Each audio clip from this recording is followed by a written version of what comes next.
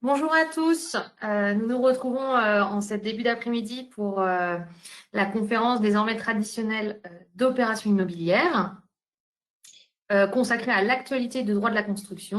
Elle se déroule dans le prolongement des rubriques d'actualité de la revue. Tout au long de cette présentation, vous pourrez poser des questions. C'est juste la slide d'après. En fait, il y a une petite flèche orange en haut à droite. Voilà, merci. Donc, il y a une petite flèche orange qui vous permettra tout au long de la conférence de poser vos questions donc à Cyril Croix, que je remercie d'animer ces webinaires désormais traditionnels.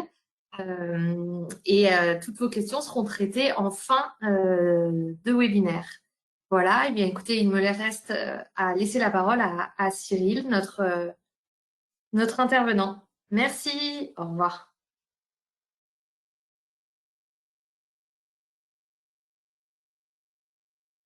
Bonjour à tous, bienvenue à ce nouveau webinaire consacré au droit de la construction. C'est une actualité trimestrielle, comme d'habitude, bien chargée, avec beaucoup de sujets à évoquer. J'ai donc fait une sélection de quelques décisions importantes, une actualité jurisprudentielle et une actualité réglementaire que nous évoquerons en fin de webinaire. Voici pour l'actualité jurisprudentielle une dizaine de décisions qui sont importantes dans différents domaines en matière d'assurance, construction, de désordre de nature décennale et autres sujets particuliers. Nous commencerons par ce webinaire par un petit rappel, un rappel qui est toujours important concernant la clause de conciliation préalable contenue dans de nombreux contrats.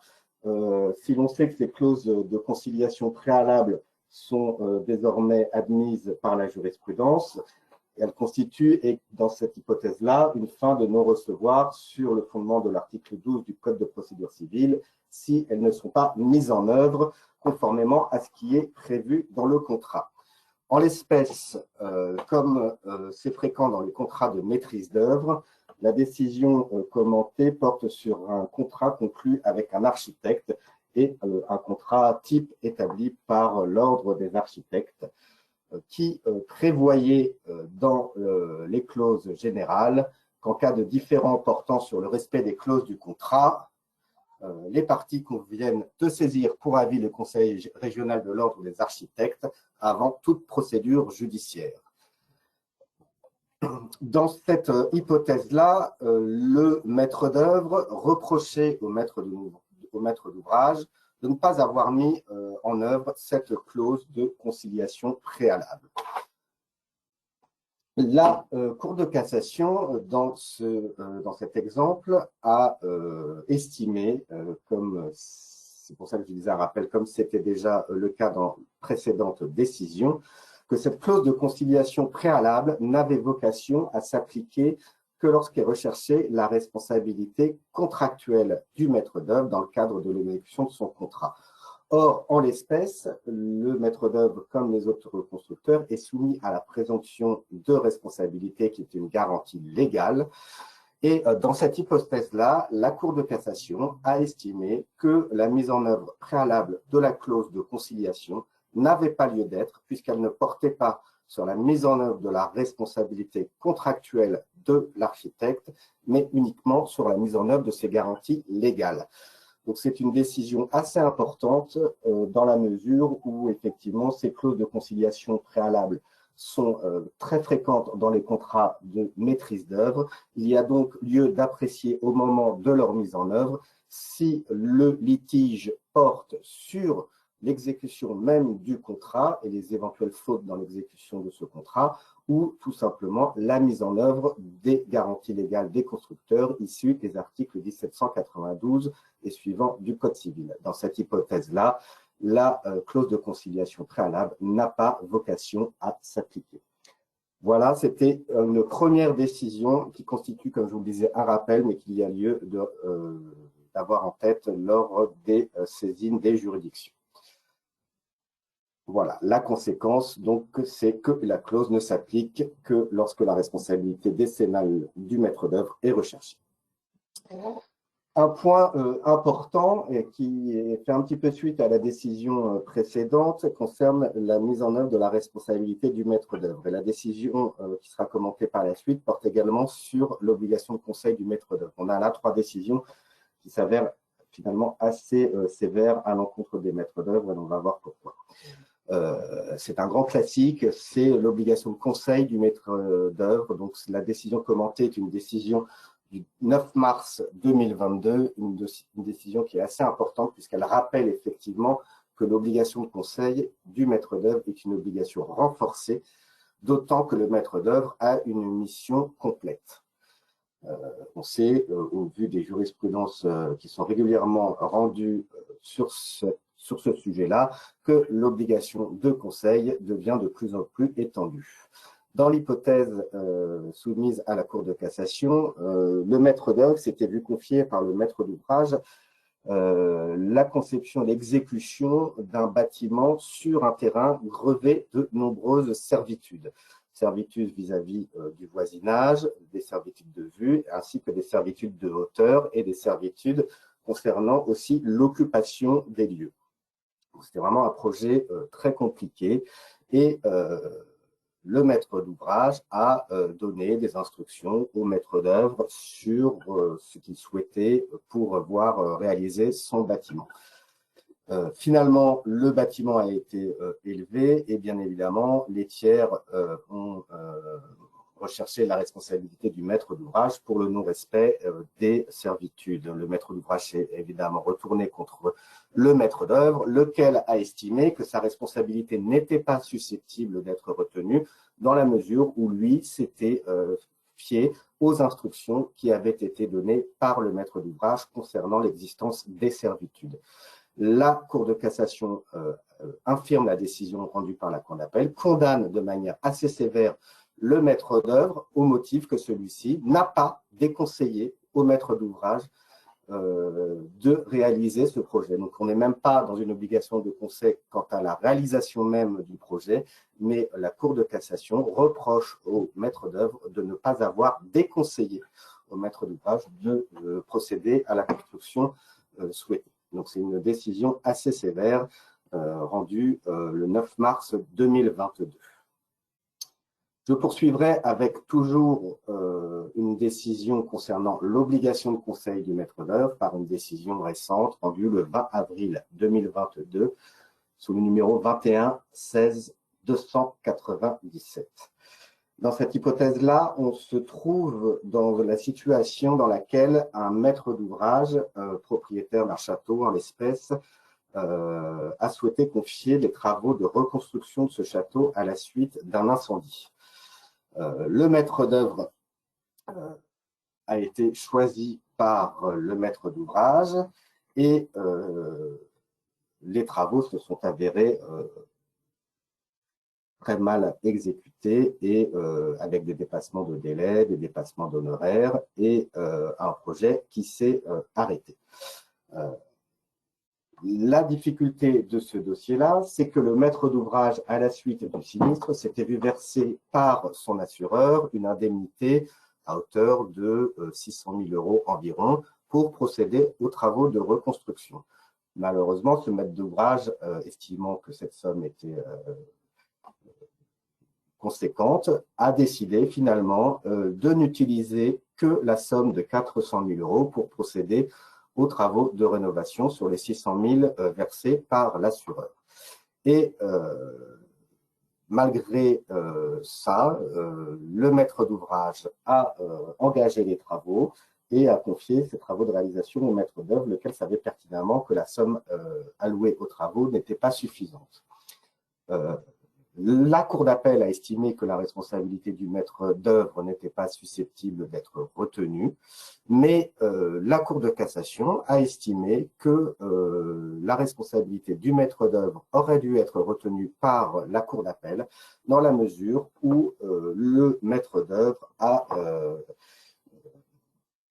manqué à son obligation d'information en n'attirant pas l'attention, en n'insistant pas auprès du maître d'ouvrage sur le fait que le budget alloué aux travaux de rénovation, de reconstruction n'était pas adapté au projet souhaité par le maître d'ouvrage. Donc, encore une mise en œuvre de la responsabilité contractuelle du maître d'œuvre, alors qu'effectivement, en l'espèce, le maître d'ouvrage peut aussi se voir reprocher une faute dans la mesure où il a décidé de ne pas utiliser la totalité des sommes qui lui avaient été versées par l'assureur pour procéder à la reconstruction du bien détruit. Donc voilà, on a 3 décisions qui sont assez défavorables au maître d'œuvre concernant la mise en œuvre de la clause préalable de conciliation ainsi que l'obligation de conseil du maître d'œuvre qui se voit de nouveau renforcée et étendue, y compris en cas de faute du maître d'ouvrage. La suite concerne cette fois la clause d'exclusion de garantie. La décision commentée est la même que la précédente et la décision du 20 avril 2022, numéro 21-16-297, concernant les travaux de rénovation de ce château. Donc, on a vu dans un premier temps que la responsabilité du maître d'œuvre avait été retenue par la Cour de cassation. Le second point concernait la mise en œuvre de l'assurance du maître d'œuvre dans le cadre de ce chantier. L'assureur du maître d'œuvre a estimé que sa garantie n'était pas susceptible d'être mobilisée concernant ce litige, dans la mesure où le maître d'œuvre est intervenu avant que le maître d'ouvrage ne se voit délivrer les autorisations de construire. Permis de construire nécessaire à la réalisation des travaux. Donc, le maître d'œuvre avait commencé ses travaux avant les autorisations administratives.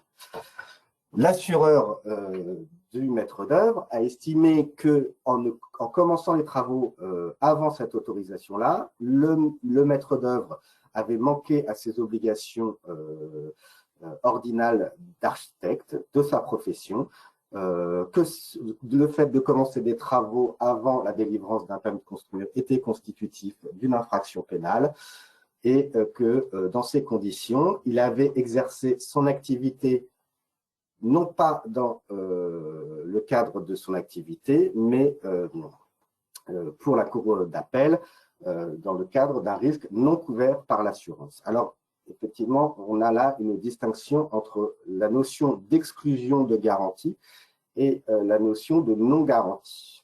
Donc, dans l'hypothèse qui est commentée, la Cour d'appel retient non pas une exclusion de garantie, mais une non-garantie. Le fait d'exercer en dehors des règles professionnelles constituait pour l'assureur une non-garantie. La Cour de cassation a infirmé la décision rendue par la Cour d'appel au motif que la clause d'assurance qui prive l'assuré du bénéfice de la garantie en considération de circonstances particulières de la réalisation du risque constitue une clause d'exclusion de garantie. Donc, pour la Cour de cassation, il s'agissait non pas d'une exclusion non pas d'une non-garantie, mais d'une exclusion de garantie. Alors, on peut se dire quelle est la différence finalement pour le praticien entre une exclusion de garantie et une non-garantie, puisqu'on se dit finalement la sanction est la même, c'est-à-dire la non-application des garanties d'assurance. Alors, la distinction, elle se fait au niveau de la preuve. La preuve de l'exclusion de garantie pèse sur les épaules de l'assureur. C'est une décision qui a été rendue le 21 février 2013 qui a confirmé cette charge de la preuve. La preuve de l'exclusion donc pèse sur l'assureur, lequel doit avoir prévu expressément cette exclusion de garantie de manière très apparente dans la police, de manière formelle et de manière limitée. C'est-à-dire qu'en l'espèce, la Cour de cassation estime que si l'assureur avait voulu ne pas garantir le maître d'œuvre au motif qu'il a commencé les travaux avant la délivrance du permis de construire, aurait dû écrire formellement dans son contrat d'assurance les travaux entamés avant la délivrance des autorisations administratives fera l'objet d'une exclusion de garantie. Donc, la preuve de l'exclusion pèse sur l'assureur. En revanche, la preuve de la non-garantie pèse sur l'assuré. Alors, on se dit, après, une fois qu'on a compris la différence de la charge de la preuve entre l'exclusion et la non-garantie, comment distinguer une clause de garantie d'une clause d'exclusion de garantie? Alors, pour faire court, et la jurisprudence est euh, il y a de nombreuses décisions rendues en la matière, donc c'est vraiment un petit résumé qui vaut ce qui vaut, mais qui a le mérite d'être assez pragmatique. On peut estimer qu'il y a une condition de garantie lorsque l'événement visé par la clause affecte en permanence le risque couvert. Dans cette hypothèse-là, c'est à l'assuré qu'il appartient de rapporter la preuve du respect de cette condition. Et il y a une exclusion de garantie, et c'est la définition qui est rendue par la décision commentée. Il y a exclusion de garantie lorsque la clause prive l'assuré du bénéfice de la garantie en considération de circonstances particulières de la réalisation du risque. Les circonstances particulières, en l'espèce, c'était de commencer avant la délivrance des autorités administratives. Un petit moyen, peut-être pas mémotechnique, mais qui est assez concret pour distinguer une condition de garantie et une exclusion de garantie concerne l'existence d'alarmes. Il y a de nombreux contrats d'assurance qui ne jouent que dans l'hypothèse où l'occupant, le propriétaire, a installé un système d'alarme. On peut dire qu'il y a condition de garantie lorsqu'il est imposé au propriétaire la mise en œuvre d'une installation d'alarme dans le local. Dans ces cas-là, l'assureur dit s'il y a une alarme dans le bâtiment, on pourra vous garantir. C'est donc la condition de la garantie, c'est la mise en œuvre d'une alarme. En revanche, exclusion de garantie porte sur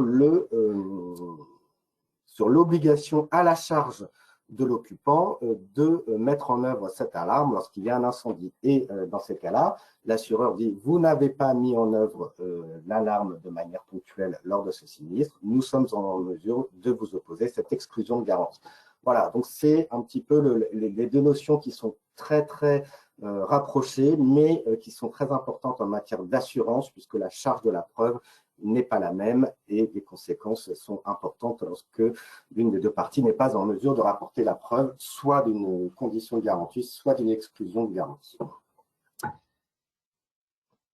Une autre décision rendue récemment par la Cour de cassation et la troisième chambre civile, rendue le 20 avril 2022, sous le numéro 21 14 182. C'est une décision aussi importante, mais on verra qu'il est peut-être voué à n'avoir pas d'effet dans le futur lorsque nous aborderons l'actualité réglementaire.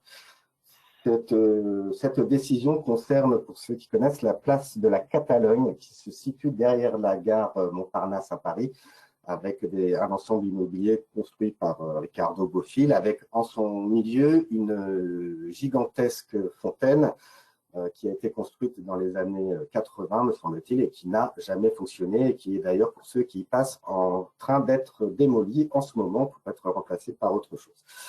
Voilà, ça, c'était pour un petit peu localiser les lieux et avoir en tête concrètement l'ouvrage dont il s'agit. Donc, le principe, hein, bien évidemment, je l'ai mis, mais on le connaît tous, c'est que les constructeurs sont tous présumés responsables des dommages vis-à-vis du maître de l'ouvrage et que entre eux, les constructeurs sont en mesure d'exercer leur action récursoire. C'est-à-dire qu'un constructeur qui s'est vu condamné et peut exercer à l'encontre d'un autre constructeur un recours, une action récursoire pour être relevé garantie des condamnations mises à sa charge compte tenu de l'imputabilité des désordres. Ça, c'est le mode de fonctionnement habituel.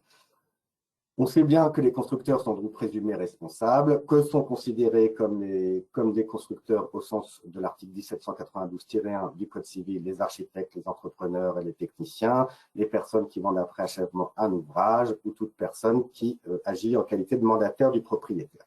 Ça, c'est la définition classique du constructeur présumé responsable des désordres vis-à-vis du maître de l'ouvrage. Mais on oublie assez fréquemment l'application de l'article 1792-4 du Code civil qui définit les fabricants d'éléments pouvant entraîner la responsabilité solidaire. Donc, ce sont des fabricants mais que le Code civil assimile à des constructeurs sous certaines conditions assez floues. C'est un petit peu l'objet de la suite. Donc, avec cet article 1792, certains fabricants sont assimilés sous certaines conditions à des constructeurs. La question qui se posait par la décision commentée était de savoir, une fois qu'un constructeur dont la responsabilité prépondérante a été retenu et que celui-ci a exercé, a indemnisé le maître d'ouvrage de l'ensemble des conséquences des dommages, quel est le fondement de son action récursoire à l'encontre d'un fabricant d'un EPERS. Alors, on sait donc que le fabricant d'un EPERS peut être considéré comme un constructeur, et en l'espèce, la Cour de cassation vient nous rappeler qu'entre constructeurs, les recours ne sont pas fondés sur les articles 1792 et suivants du Code civil, mais ne sont possibles que sur le fondement de la responsabilité de droit commun, c'est-à-dire l'article 2224 du Code civil. Ainsi, le constructeur qui a indemnisé le maître d'ouvrage doit exercer ce recours contre un autre constructeur ou contre un fabricant d'EPERS assimilé à un constructeur, non pas sur le fondement de l'article 1792, dans la mesure où il n'est pas subrogé au maître d'ouvrage, mais uniquement sur le fondement de la responsabilité de droit commun. Je vous ai fait un petit schéma pour expliquer le fonctionnement décrit à l'instant. Nous avons donc un maître d'ouvrage qui exerce un recours contre les constructeurs au sens de l'article 1792-1 ou un fabricant d'EPERS sur le fondement de l'article 1792-4, donc une présomption de responsabilité. Un fabricant ou un constructeur indemnise totalement le maître d'ouvrage des désordres dont il sollicitait le remboursement. Le constructeur ou fabricant qui a payé exerce son action récursoire à l'encontre d'un autre constructeur ou vers un fabricant. Cette action récursoire n'est pas fondée sur l'article 1792 et suivant du Code civil, mais sur la relation de droit commun, des relations contractuelles, voire des relations délictuelles, quasi contractuelles s'il le faut.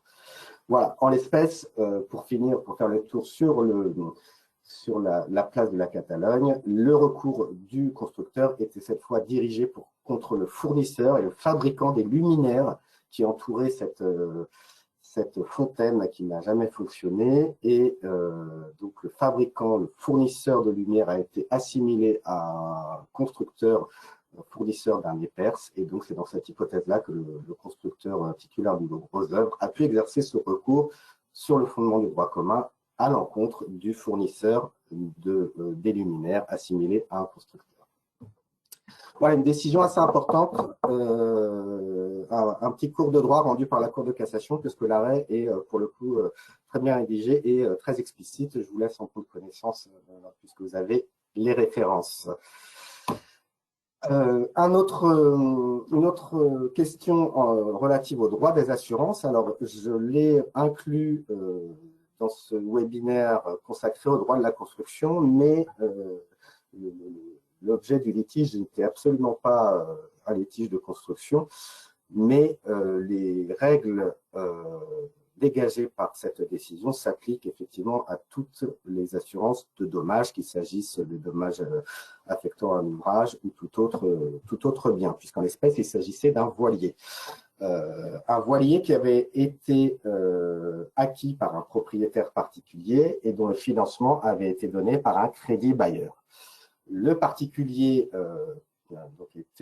avait souscrit auprès d'un assureur un contrat d'assurance pour garantir les dommages affectant ce navire. Le navire a subi une avarie causée par un tiers et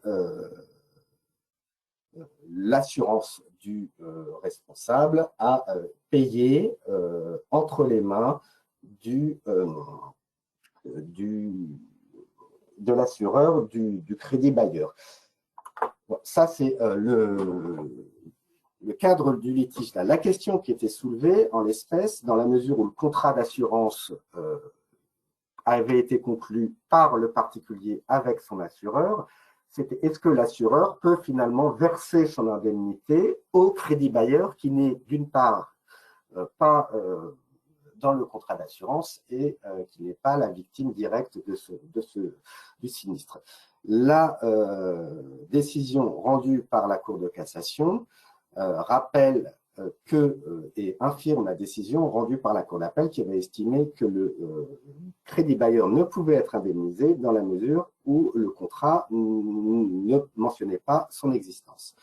La Cour d'appel a estimé que la condition de la subrogation, ce n'est que l'existence d'un paiement et que la deuxième condition retenue par la Cour d'appel, à savoir que le paiement soit fait dans les mains de l'assuré, n'était pas une condition nécessaire de la subrogation. C'est-à-dire que pour qu'il y ait subrogation, il faut qu'il y ait paiement, mais que le paiement peut être effectué entre les mains d'un tiers, c'est-à-dire là, en l'espèce, le crédit bailleur qui avait préfinancé une partie de l'acquisition et qui est resté en partie propriétaire du bien sinistré.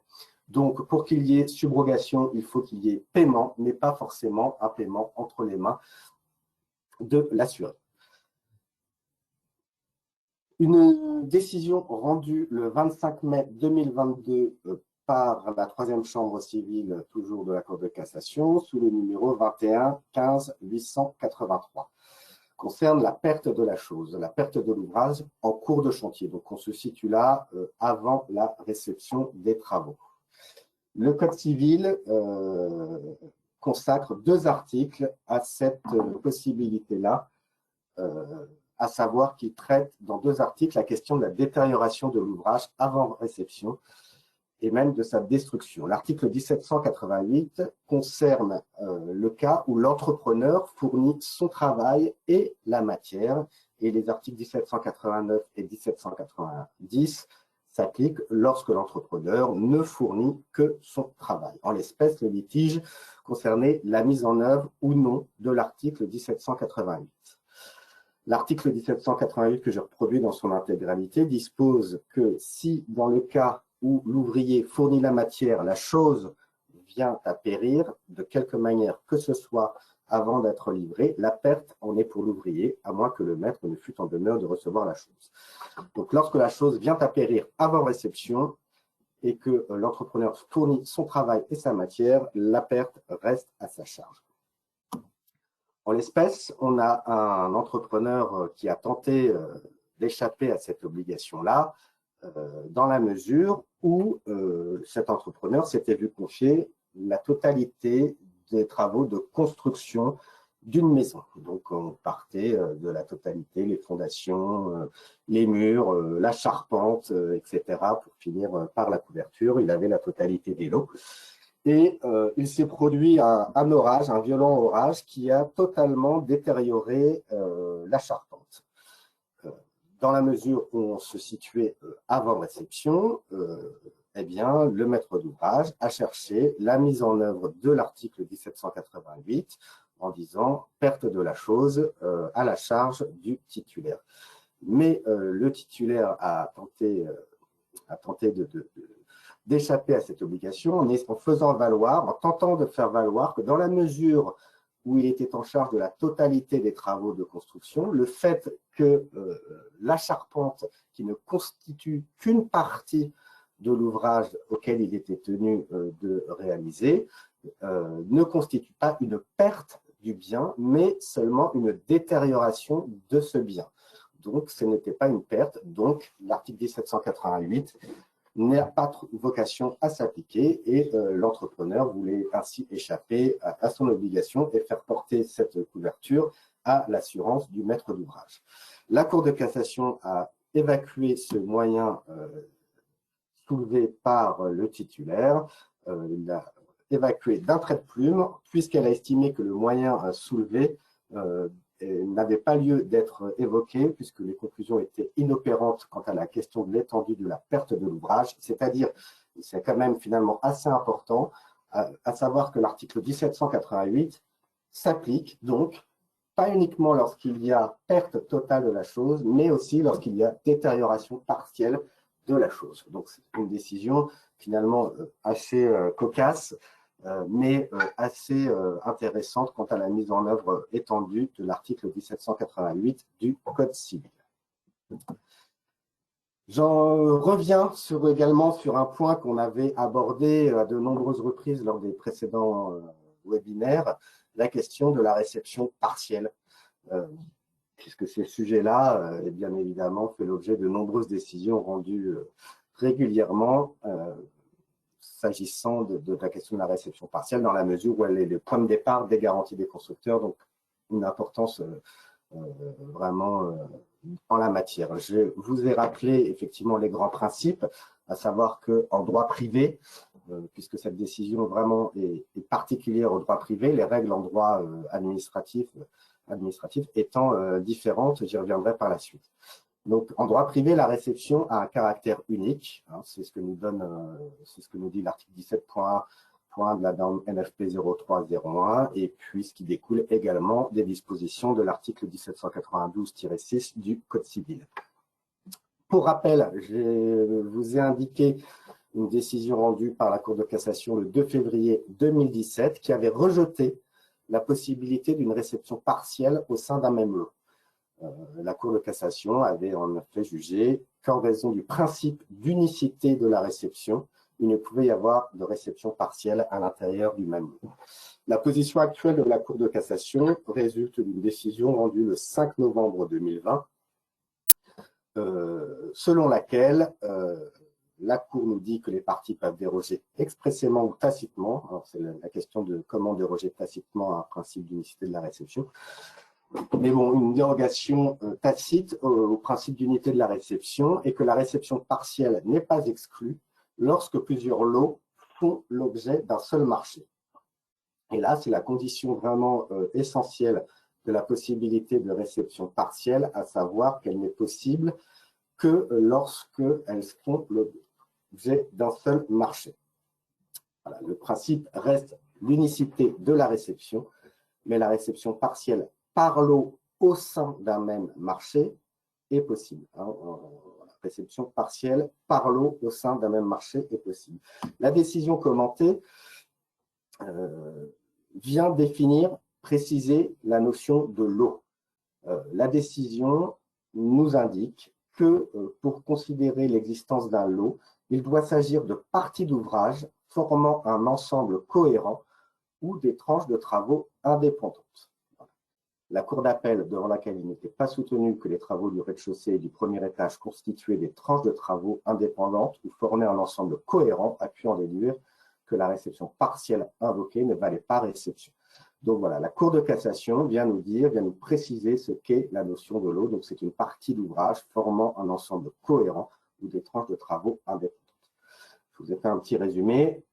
La réception partielle est possible si le marché prévoit la possibilité de réception partielle par lot ou la réception tacite par lot, et lorsque les éléments constitutifs faisant l'objet de la réception partielle ont une utilité propre et autonome par rapport à l'ouvrage dans son ensemble et constituent un ensemble cohérent et indépendant. Ce qui signifie que, en pratique, on a parfois vu des réceptions, par exemple, par cage d'escalier, en disant, voilà, la cage d'escalier du bâtiment A a été réceptionnée, la cage d'escalier de l'autre bâtiment a été réceptionnée, la troisième ne l'a pas été.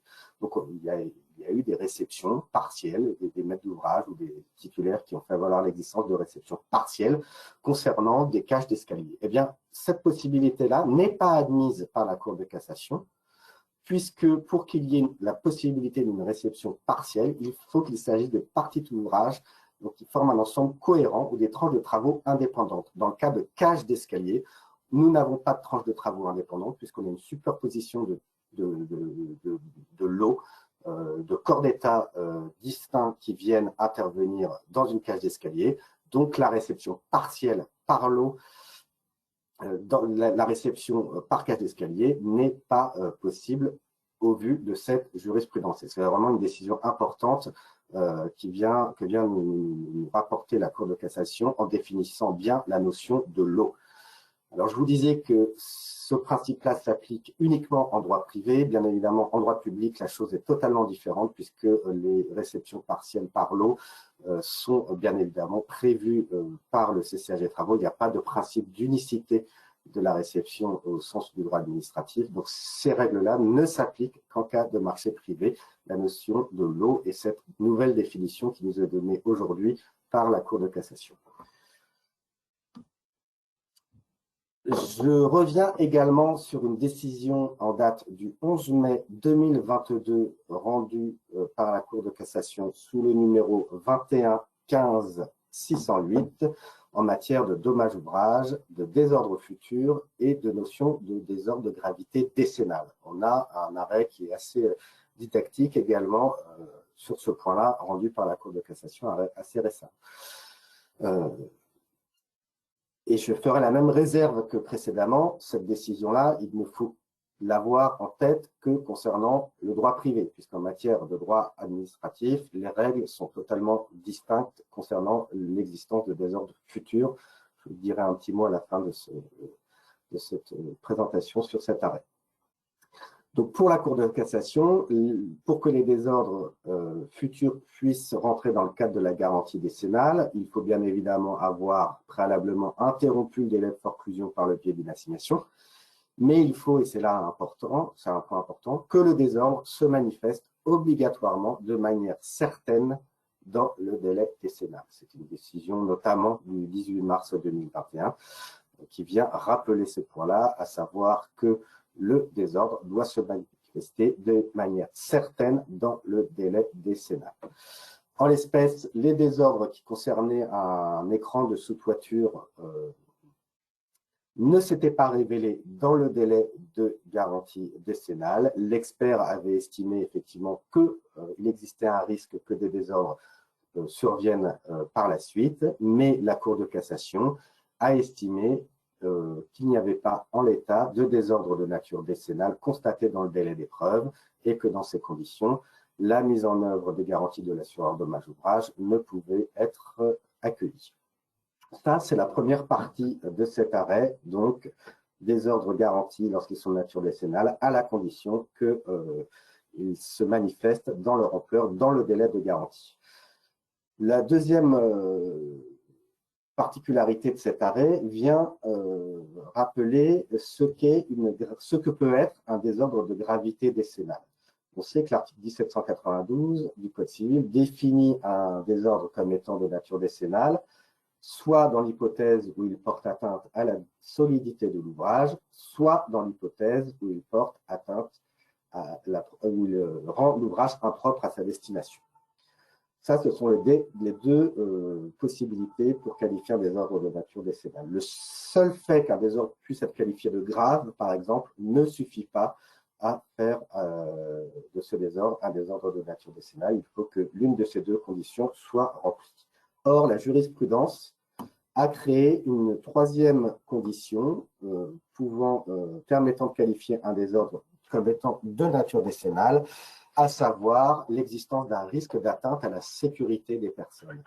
Alors, je vous ai mis quelques exemples de désordres ayant été qualifiés de nature décennale, bien qu'ils ne portent pas atteinte à la solidité et à la destination de l'ouvrage, mais porter atteinte à la sécurité des personnes, l'existence de sols glissants dans un supermarché, le mauvais positionnement d'un conduit de fumée qui ne respectait pas les distances réglementaires, ou le non-respect de normes parasismiques applicables sur des éléments essentiels de la construction.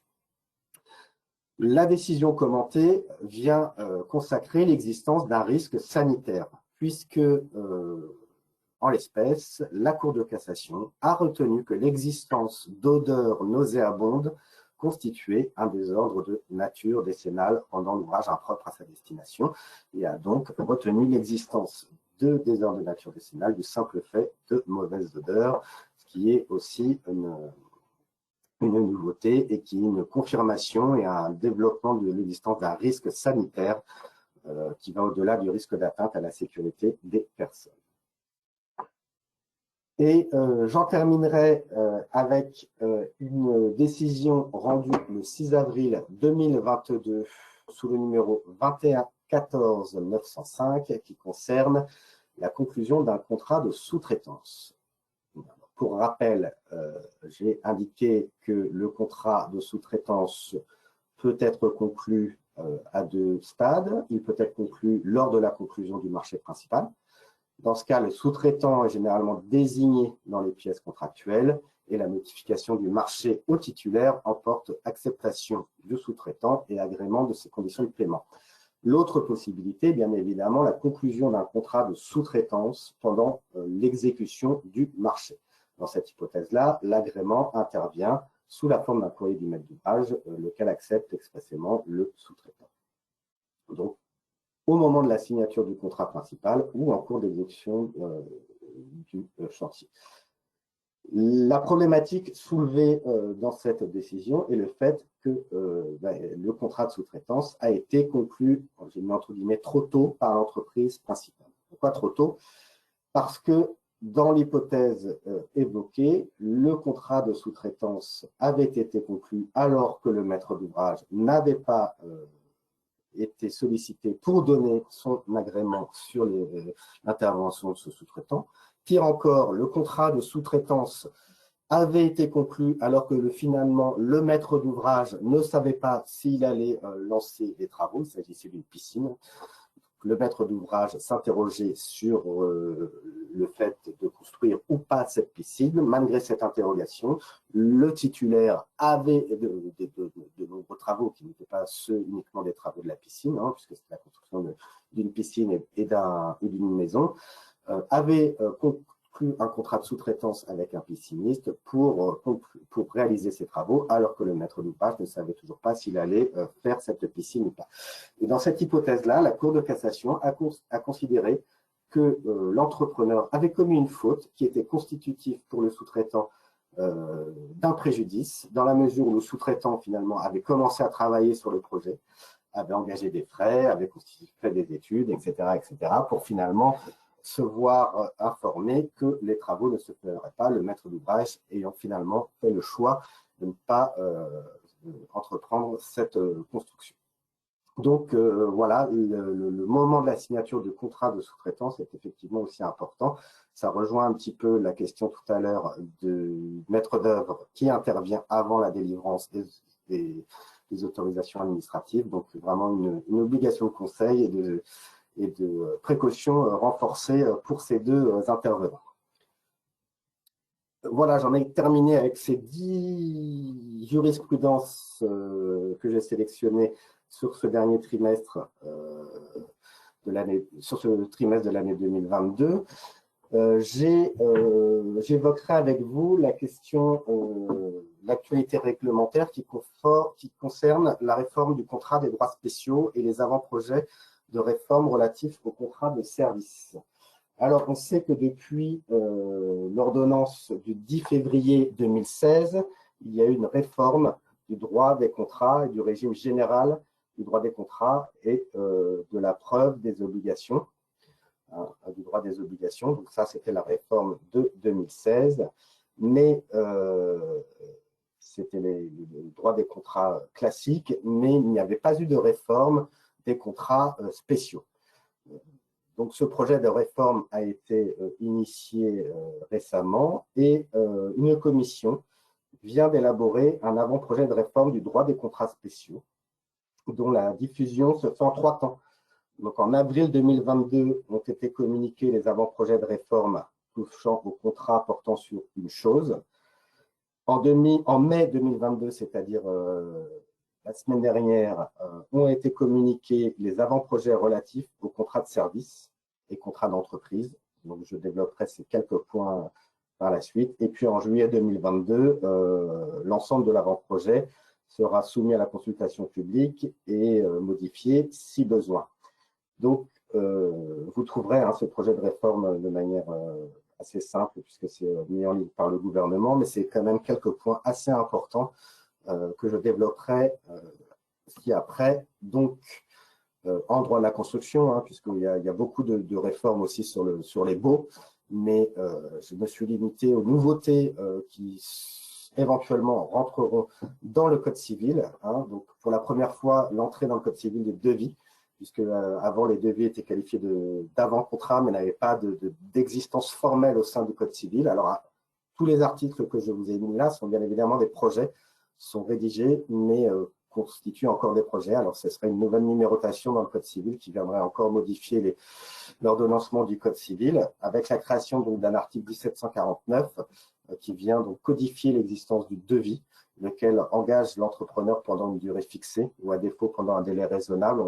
Ça, c'est toujours un petit peu la question du délai raisonnable, hein, mais ça vient contractualiser le fait qu'un devis engageait l'entrepreneur, puisque c'était une des grandes discussions jurisprudentielles, à savoir le fait de savoir si un devis valait contrat ou pas. Il y a des modifications de règles de la sous-traitance. Là, ça va être une incidence assez importante. Alors, l'article 1757, alinéa 2, vient finalement codifier une jurisprudence classique, mais ce qui n'était pas prévu dans la loi de 85, c'est-à-dire que aussi la sous-traitance va être codifiée dans le code. Donc, l'entrepreneur répond de son sous-traitant vis-à-vis de son client. Donc, ça, c'est la jurisprudence, mais ça va être confirmé dans les textes. L'article 1758, le maître d'ouvrage peut exercer contre le sous-traitant toute action née du contrat de sous-traitance. Donc, ça remet un peu aussi également en cause un point qu'on avait pu évoquer lors du précédent webinaire, à savoir l'effet relatif des contrats. Le principe étant qu'un contrat n'a d'effet qu'entre les parties. Par cet article 1758 et 1759, finalement, le contrat conclu entre l'entrepreneur et le sous-traitant pourra être évoqué par le maître d'ouvrage. Donc, 1759, le maître de l'ouvrage, comme l'entrepreneur, dispose contre le fournisseur du sous-traitant de toute action née du contrat de vente conclu avec celui-ci. Voilà, donc l'entrepreneur qui va faire appel à un sous-traitant, lequel fera lui-même appel à un fournisseur, le maître de l'ouvrage pourra exercer une action contre le fournisseur du sous-traitant basée sur le contrat de vente. Voilà, donc mise en cause aussi, selon moi, de l'effet relatif des contrats et la codification de l'action directe du sous-traitant contre le maître d'ouvrage, sans distinguer, et ça c'est quand même assez important et innovant, selon le fait que le sous-traitant ait été ou non agréé par le maître d'ouvrage. Voilà, donc ça c'est un projet concernant la sous-traitance.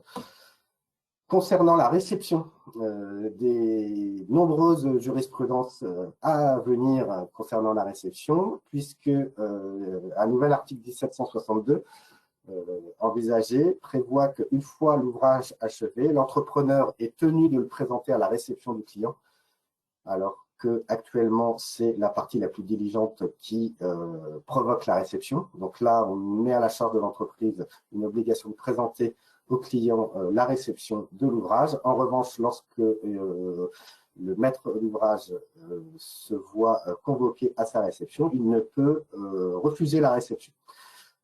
C'est pareil, ça n'est qu'un projet, mais de nombreux sujets à venir, puisque effectivement, s'il peut émettre des réserves, aujourd'hui, il est aussi en possibilité de refuser la réception, ce qui ne semble pas forcément prévu par ce futur article 1762 du Code civil. Et puis enfin, l'article 1766 qui vient codifier quelque chose qui n'était pas dans les textes, à savoir la possibilité d'une réception tacite.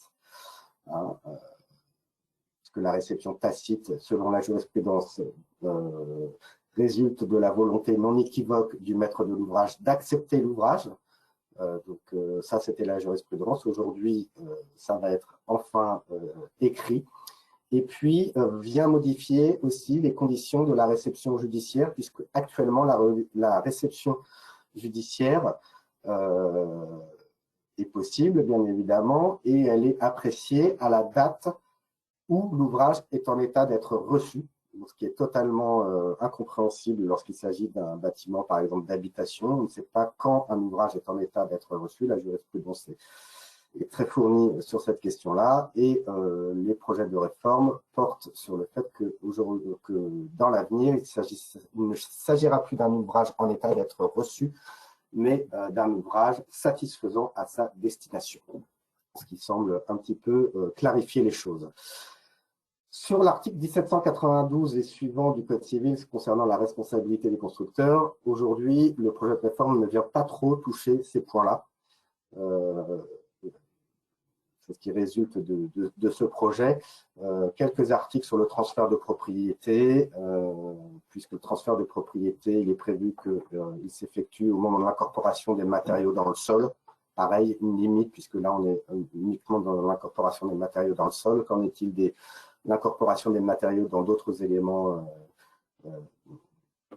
autre que le sol, c'est voir si ce projet sera modifié ou pas, et puis une possibilité de retarder le transfert de propriété jusqu'à la réception de l'ouvrage, ou, et ça c'est important, jusqu'au paiement du prix. C'est-à-dire que cette hypothèse-là permettra, semble-t-il, de pouvoir réceptionner un ouvrage, de ne pas avoir payé la totalité du prix et de retarder dans cette hypothèse-là le transfert de propriété. Et enfin, et c'est pour ça que je reviendrai sur mon article, sur mon arrêt concernant la place de la Catalogne, je termine par le dernier point que j'ai mis, la suppression des EPERS. Donc, dans notre hypothèse de la place de la Catalogne, donc le fournisseur de lampes avait été qualifié de fabricant d'un EPERS compte tenu de la spécificité des lampes fournies, qui étaient adaptées à l'ouvrage. Le projet de réforme envisage la suppression de l'EPERS. Alors on se dit, qu'en adviendra-t-il dans l'hypothèse de notre place de la Catalogne? A priori, eh bien, le fournisseur, cette fois, sera considéré non plus comme un constructeur, mais comme un simple vendeur, c'est-à-dire avec des règles relatives au droit de la vente. L'article 1792-4-3 vient codifier la jurisprudence que j'ai évoquée tout à l'heure concernant également la place de la Catalogne, à savoir les recours entre un constructeur à l'encontre d'un autre constructeur, puisque je vous ai indiqué que ces recours-là ne sont pas fondés sur l'article 1792 du Code civil, mais uniquement sur les relations de droit commun. Ça, c'était la jurisprudence qui nous avait indiqué ça. Donc, le projet de l'article 1792-4-3, seul le maître de l'ouvrage ou l'acquéreur de l'ouvrage a qualité pour exercer ses actions de mise en jeu de la garantie légale des constructeurs. Et les actions d'un constructeur contre un autre constructeur ou son sous-traitant relèvent des dispositions des articles 2224, ce qui vient clarifier quand même des années de discussion jurisprudentielle. Et puis enfin, un projet d'article qui vient aussi mettre un terme à une jurisprudence très contestée de la troisième chambre civile de la Cour de cassation, à savoir que la troisième chambre estime que sont considérés comme des éléments d'équipement d'ouvrage les éléments d'équipement installés sur existants, c'est-à-dire que les jurisprudences récentes de la Cour de cassation font par exemple d'un installateur d'une chaudière un constructeur, puisqu'il vient incorporer sur un ouvrage existant des éléments d'équipement. C'était la notion qui a été fortement critiquée par l'ensemble de la doctrine, et ce qui obligerait par exemple un installateur de chaudière, pour parler de lui, de souscrire une assurance décennale alors qu'il ne vient que intégrer une chaudière dans un élément, dans un ouvrage existant. Donc, du fait de la création de ce projet d'article, la jurisprudence de la troisième chambre civile de la Cour de cassation serait désormais sans objet. Voilà, j'en ai terminé de cette revue de jurisprudence et de l'actualité réglementaire. Je reste bien évidemment à votre disposition si vous le souhaitez pour des questions, en espérant vous voir de nouveau dans un prochain webinaire. Merci beaucoup. Au revoir. Bonjour, rebonjour. Merci Cyril de cette présentation très détaillée et très pratique. Alors, pour nos auditeurs, le prochain webinaire sera le 20 septembre à 14h30. Vous avez la possibilité de directement vous réinscrire en cliquant sur oui, et ainsi vous aurez l'invitation pour participer à la au prochain webinaire d'actualité. Voilà. Alors, je vais laisser le sondage ouvert quelques instants. C'est plutôt Christophe qui va le laisser ouvert. Je vous laisse quelques minutes pour cliquer. C'est oui ou c'est non. Oui, Anne-Charlotte, on va laisser le sondage une petite trentaine de secondes. C'est un véritable plébiscite, hein. On est à 98% de réponses exprimées en faveur du oui. Voilà, il y a encore quelques participants qui n'ont pas voté. Voilà, faites-nous savoir. Le fait de vous inscrire, ça vous évite de vous retrouver ensuite dans nos invitations. Donc voilà, vous recevrez moins de mails. Voilà, Anne-Charlotte, le quorum est atteint. Tu peux définitivement Eh clôturer ben, ce webinaire. Je te remercie. Je remercie également Cyril Croix pour l'excellence de sa présentation. parfait. Bien, écoutez, merci à tous. Et donc, je vous donne, enfin, Cyril Croix et moi-même, nous vous donnons rendez-vous le 20 septembre à 14h30. Et en attendant, vous pouvez retrouver l'analyse de la jurisprudence et l'analyse du JO dans votre revue Opération immobilière. À très vite. Merci. Au revoir.